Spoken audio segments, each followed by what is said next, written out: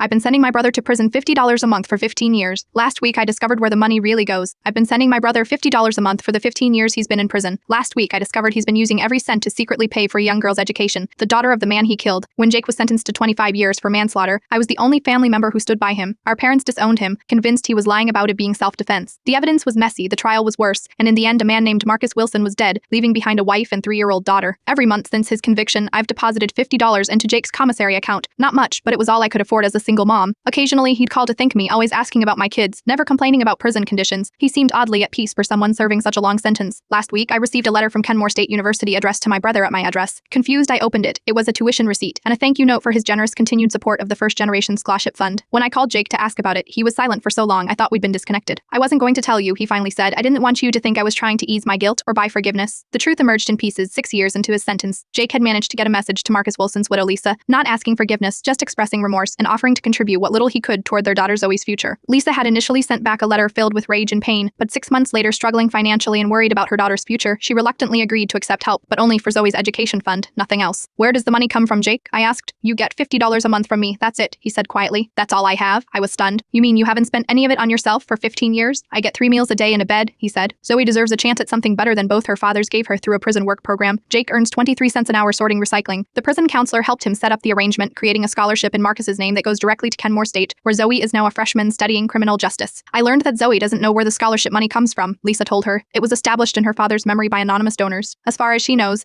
the man who killed her father is just a name from court documents. Yesterday I received another letter, this time from Lisa Wilson. She'd found out I had discovered the arrangement and wanted to reach out. Her letter was complex, filled with the anger and grief she still carries, but also unexpected grace. I hated your brother for years, she wrote. Sometimes I still do, but I've watched him sacrifice everything month after month for a child he's never met, who will never thank him. Here is a kind of atonement in that I didn't think was possible. She included a recent photo of Zoe in her dorm room, smiling in front of a wall of books. She's going to be the first person in either of our families to graduate college, Lisa wrote. I still can't forgive Jake for what he took from us, but what he's giving back matters too. I haven't told Jake I've been in contact with Lisa. Instead, I've increased my monthly deposit to $200. When he called, confused by the extra money, I told him I'd gotten a promotion. A lie. That's great, he said. Zoe's taking summer classes. This will help with her books. Not once did he consider keeping any of it for himself. My brother took a life in a moment he can never take back. But for 15 years, he's been quietly trying to build one $50 deposit at a time, one semester at a time, one possibility at a time.